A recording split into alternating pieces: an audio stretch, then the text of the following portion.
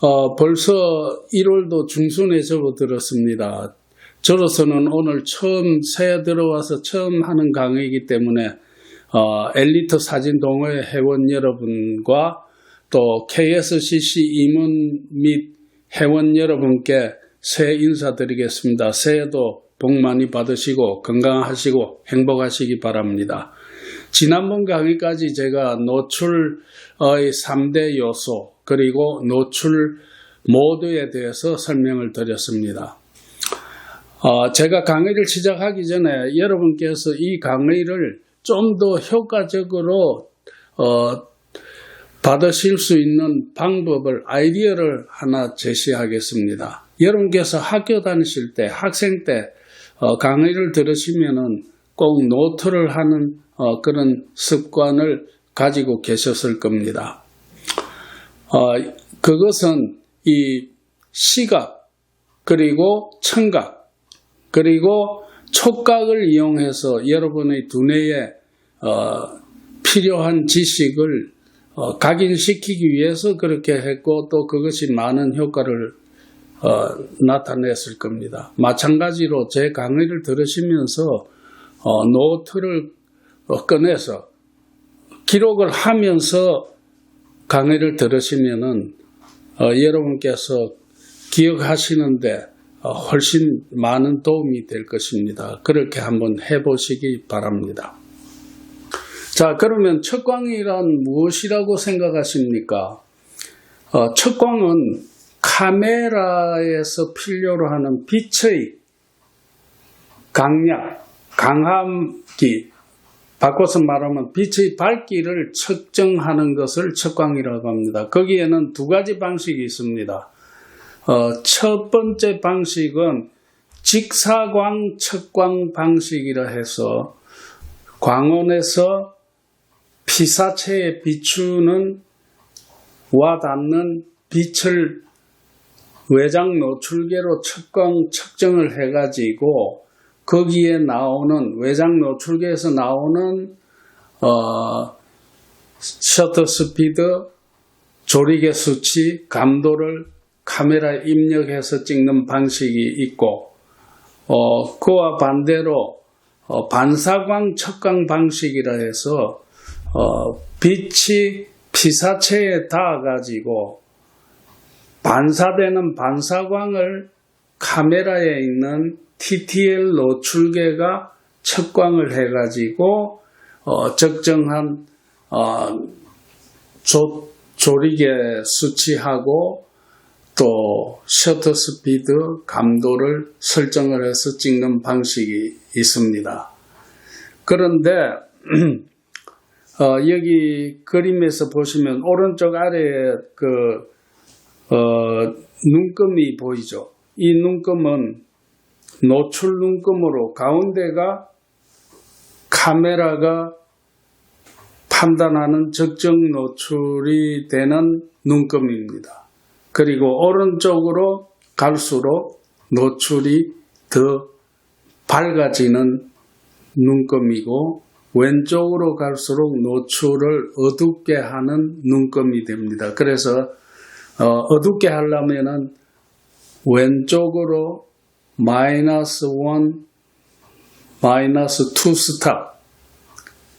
스탑으로 세트해가지고 찍어야 하고 노출을 밝게 하려면은 오른쪽으로 +1, +2 스탑으로 조정해서 찍게 됩니다. 이 노출 보정에 대해서는 말미에 다시 자세히 설명을 드리겠습니다. 오늘 강의는 카메라가 사용하고 있는 반사광 척광 방식을 위주로 설명을 드리겠습니다. 이 반사광 척광 방식을 이해하시려면 먼저 척광, 카메라의 척광 특성, 그리고 반사광 색상별 반사율표를 이해를 하셔야 됩니다. 지금부터 하나하나 설명을 드리도록 하겠습니다. 앞서 말씀드린 것 같이 카메라가 척광하는 방식은 독특한 방법이라서 우리 육안으로 보는 것하고는 다릅니다. 즉 카메라가 보는 방법은 육안보다 못합니다. 그래서 어떤 식으로 하느냐면 카메라는 그 카메라의 사각형 안에 들어오는 모든 빛을 어두운 빛과 밝은 빛 이런 거를 전부 버무려 가지고 그 평균치를 구합니다. 그래서 그 평균치가 나중에 설명을 드리겠지만은 반사율 18%의 회색과 동떨어져 있는 밝기일 경우에는 반사율 18%의 회색에 가깝도록 조정을 해가지고 적정 노출로 생각합니다. 그래서 여러분께서 어두운 사진, 예를 들면 거모도 뭐 이런 어두운 사진을 찍었을 때 카메라는 노출을 올려가지고 반사율 18%의 회색에 가깝도록 조정을 합니다. 또 반대로 너무 밝은 사진을 찍을 때, 예를 들면은 하얀 눈이 덮인 산을 찍는다든지 할 때, 그럴 때는 카메라는 너무 밝다고 생각해가지고 노출을 낮춰버립니다. 그래가지고 낮춰가지고 반사율 18%의 회색이 되도록 적정 노출을 측정합니다. 그래서 여러분께서 생각하는 적정 노출과 다른 경우가 많이 발생을 합니다. 카메라의 노출계는 우리 육안의 시력과는 전혀 다릅니다. 비유를 들어서 말씀을 드리면은 황소는 색을 보지 못합니다. 흑과 백, 명암 차이밖에 보지 못합니다. 또 개의 눈도 마찬가지입니다. 마찬가지로 카메라도 명암의 차이를 가지고 적정 노출을 산출해냅니다. 그래서 반사율 18%의 회색에 근접하게 회색이 되도록 노출을 조정을 합니다. 이 반사율 18%의 회색은 안셀 아담스하고 프레드 알처가 1939년에 만든 이와 같은 존 시스템에서 가운데에 있는 18%에 해당하는 회색이 적정 노출이라고 생각하는 겁니다. 우리가 가진 눈에 비하면 카메라는 형편없는 시력을 가지고 있는 것입니다. 예, 다시 설명을 드리겠습니다. 여기에 커피가 있습니다. 그리고 여기에 두유가 있습니다. 이 커피를 반사율 0%의 검은색이라 생각하시고, 그 다음에 여기 두유를 반사율 100%의 흰색이라고 생각하십시오. 그러면 카메라는 이거를 이 검은 거와 흰색, 검은색과 흰색을 그냥 섞어가지고 반사율 18%의 회색으로 만듭니다. 그래서 한번 보여드리면 이렇게 흰색을 부어가지고 섞어가지고 반사율 18%의 회색을 만드는 것입니다. 그 다음으로 반사광이라는 것을 좀 설명을 드리겠습니다. 반사광은 피사체에 직사광이 와서 닿아가지고 반사되는 빛을 반사광이라고 합니다. 이 반사광의 반사율, 빛의 반사율은 피사체의 색상에 따라서 반사율이 틀립니다. 그래서 흑색의 경우, 여기 표에 보시면은 흑색의 경우에 3% 이렇게 되어 있습니다. 반사율이. 그러나 우리가 편의상 그냥 0%라고 봅시다. 그 다음에 흰색은 93%입니다. 그런데 편의상 100%라고 생각을 합시다. 그러면은 흑색은 0%, 흰색은 100% 반사율입니다. 그리고 반사율 그레이 18%는 반사율이 18%죠. 그리고 거기 보시면은 색깔별로 반사율이 다 틀립니다. 그래서 18% 반사율 18%의 그레이색, 회색은 보정률이 없습니다. 그냥 제로입니다. 보정할 필요가 없고 흰색의 경우 투 스탑을 더 보태줘야 흰색이 된다는 그런 뜻입니다. 흰색으로 찍힌다는 뜻이고 흑색의 경우 투 스탑을 마이너스 내려줘야 흑색이 흑색으로 찍힌다는 것이고 그 다음에 색상별로 그 보정률이 뭐 1.5 스탑, 1 스탑 뭐 이렇게 다 틀립니다. 그래서 이 표를 여러분께서 그 구글에 들어가서 이 색상별 반사율 표 해가지고 찾으면 이미지에서 나옵니다. 이거를 컬러 프린트를 하십시오. 그렇게 해가지고 스테이플스 같은 문방구에 가서 러미네이팅 해가지고 조그맣게 요만한 명암 사이즈로 해가지고 뭐 주머니에 넣고 다니면은 처음에 많이 도움이 됩니다. 그렇게 하시면은 좋을 것입니다. 자, 그러면은 노파심에서 다시 한번 다른 케이스를 가지고 설명을 드리겠습니다.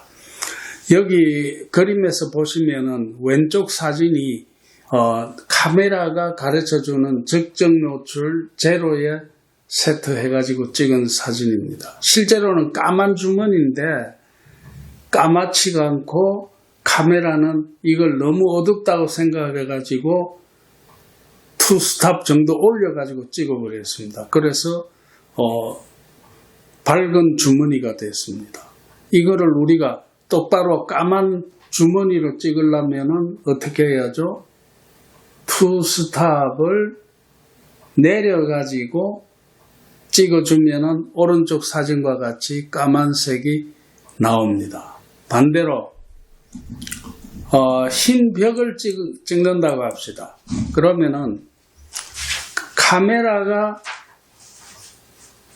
생각하는 적정 노출 제로 눈금에다가 세트해가지고 찍으면은 왼쪽 사진과 같이 어두운 색상의 사진이 나옵니다. 이거는 카메라가 흰색이 너무 밝다 해가지고 밝은 거를 줄이자 해가지고 투 스탑 정도 내려가 찍은 겁니다. 그래서 우리가 사진을 찍을 때는 반대로 흰 벽을 찍으려면은 투 스탑을 올려가지고 찍으면은 오른쪽 사진과 같이 이렇게 흰색으로 나옵니다. 이거를 이렇게 하는 것을 우리가 노출 보정이라고 합니다. 요거는 나중에 다시 설명을 드리도록 하겠습니다. 지금까지 척광이 무엇인가 그리고 카메라의 척광 방식의 문제점 거기에 대해서 제가 설명을 드렸습니다. 이제 이 카메라가 척광하는 방식에 어떤 종류가 있는가 하는 걸 설명을 드리겠습니다. 카메라는 풀프레임일 경우에 35mm, 24mm의 필름 사이즈와 같은 그러한 센서의 영상이 맺힙니다. 이 사각형 안에 들어오는 빛을 앞서 설명드린 바와 같이 평균으로 놓아가지고 반사율 18%의 그레이로 만드는 게 카메라의 척광 방법입니다. 그런데 이거를 어떤 방식으로 척광하느냐에 따라서 3가지 내지 4가지 방법이 있습니다. 그래서 캐논과 나이콘사에서 만든 카메라의 경우를 보면은 먼저 캐논은 평균 척광, 또 중앙 분할 척광, 부분 척광, 그 다음에 스팟 척광, 우리말로 바꾸면은 소점 척광 방식 이 4가지가 있습니다. 니콘에서는 나이콘에서는 평균 척광, 중앙분할 척광, 스팟 척광, 우리말로는 소점 척광 방식 이렇게 세 가지가 있습니다. 다른 회사는 또 다른 회사대로 부르는 이름이 틀리겠죠. 그러나 저는 소점 척광, 즉 스팟 척광 방식하고 평균 척광 방식에 대해서 중점적으로 다루고자 합니다. 소점 척광 방식은 스팟 척광 방식으로 흔히 우리가 부르죠. 주어진 직사각형 안에 일정 1%에서 3% 되는 작은 영역을 척광을 해가지고 그 영역을 평균으로 나누는 겁니다.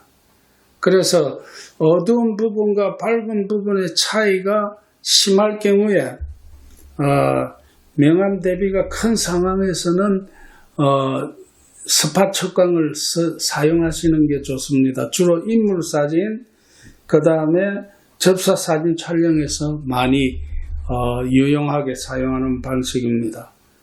실제로 사진을 보여드리면서 소점 척광 방식을 설명을 드리겠습니다.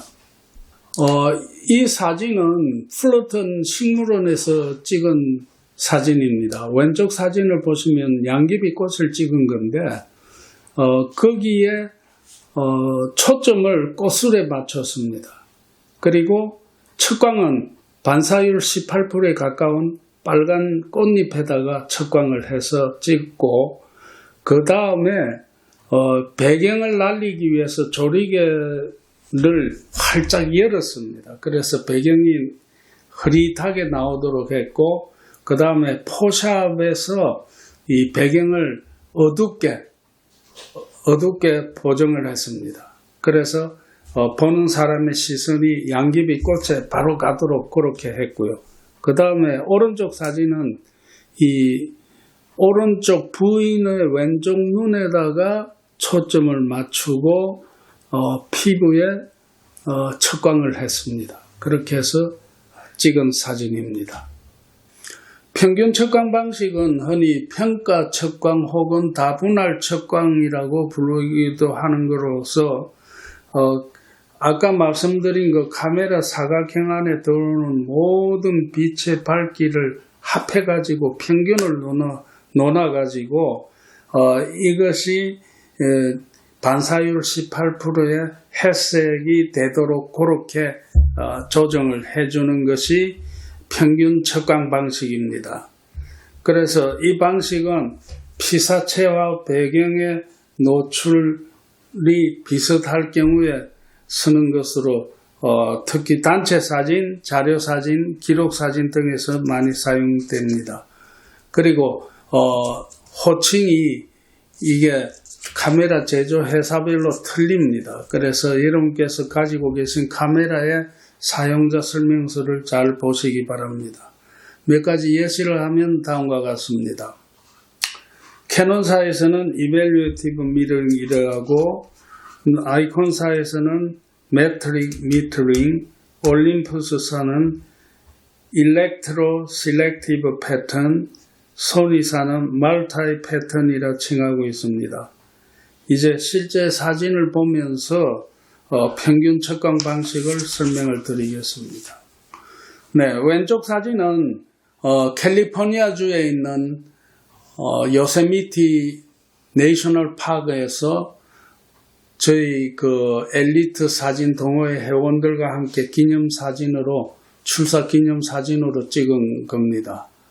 그래서 전체적으로 노출을 비슷하게 하기 위해서 평균 척광 방식으로 했고 그 다음에 앞과 뒤 원경을 전부 다 또록또록하게 나오게 해야 요세미티 공원에 갔다 왔다 하는 게 증명사진이 되기 때문에 조리개 수치를 높여가지고 조리개를 좁게 해가지고 찍었습니다. 그리고 낮임에도 불구하고 후라시를 터뜨려서 회원들의 얼굴이 잘 나오도록 그렇게 했습니다. 이 사진에는 좀 어둡게 보이죠. 그러나 실제 사진은 그렇지 않습니다. 그 다음에 오른쪽 사진은 북가주의 비샵이라고 해마다 10월이면은 그 단풍 사진을 찍기 위해서 많이들 가죠. 거기에 가서 사진을 찍은 그 기념으로 찍은 사진입니다. 전체적으로 노출이 균등했기 때문에 평균 척광 방식을 택했고, 그리고 초점을 가운데 여자분 얼굴에다가 맞추고 척광을 했습니다. 그래서 앞, 뒤 원경이 다 잘 나오도록 조리개를 조여서 찍은 것입니다. 그리고 중앙중점 척광 방식과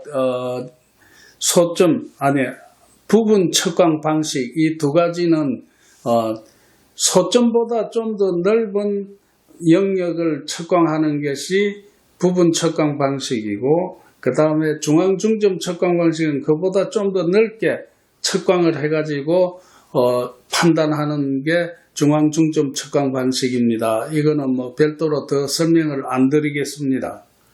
이상 소점 척광 방식, 즉 스팟 척광 방식과 평균 척광 방식을 중점적으로 설명을 드렸습니다. 저의 경우를 말씀드리면 저는 거의 다 특별한 경우를 제외하고는 이 스팟 척광 방식을 많이 사용하고 있습니다. 그래서 제가 주로 쓰는 거는 참고로 그냥 하십시오. 꼭 이게 최선의 방법이라고는 생각하지 않습니다. 저는 이 수동 모드, M 모드를 사용을 하고 또 스팟 척광 방식을 많이 사용합니다. 그리고 나중에 또 설명드릴 화이트 바란스는 크라우드 모드를 많이 씁니다. 왜냐하면 따뜻한 색을 제가 좋아하기 때문에 크라우드 모드를 많이 사용합니다. 다시 한번 평균 척광 방식과 소점 척광 방식을 설명을 드리면은, 평가 척광은 전체 영역을 평균을 놓아가지고 그 평균치가 어떻게 해요? 반사율 18%의 해석에 가깝도록 해석이 되도록 찍어주는 게 평가 척광이고, 소점 척광 방식, 그러니까 스팟 척광 방식은 전체 사각형 면적의 1 내지 3%만 척광을 하여 찍는 방식입니다. 노출 차이가 적을 때 평가 척광을 사용하고, 노출 차이가 클 때는 스팟 척광을 사용한다는 걸 기억하시면 되겠습니다. 주의할 점은 평가 척광에서는 노출 보정 기능을 함께 사용하는 게 좋고, 소점 척광, 스팟 척광에서는 척광 영역을 신중하게 잘 선택해야 한다는 것입니다. 이제 마지막으로 노출 보정에 대해서 설명을 드리겠습니다. 이 노출 보정은 앞서 설명드린 대로 카메라의 그 노출 방식이 완전하지 못하기 때문에 우리가 이걸 보완을 해줘야 되는 거죠. 그죠? 그래서 여기 그림에서 보시는 바와 같이 노출 눈금의 0에 세트해가지고 찍는 게 카메라 노출의 적정 노출입니다. 근데 이렇게 실제로 찍으면은 까만색이 회색으로 나오고 하얀색이 뭐로 나오죠? 회색으로 나옵니다.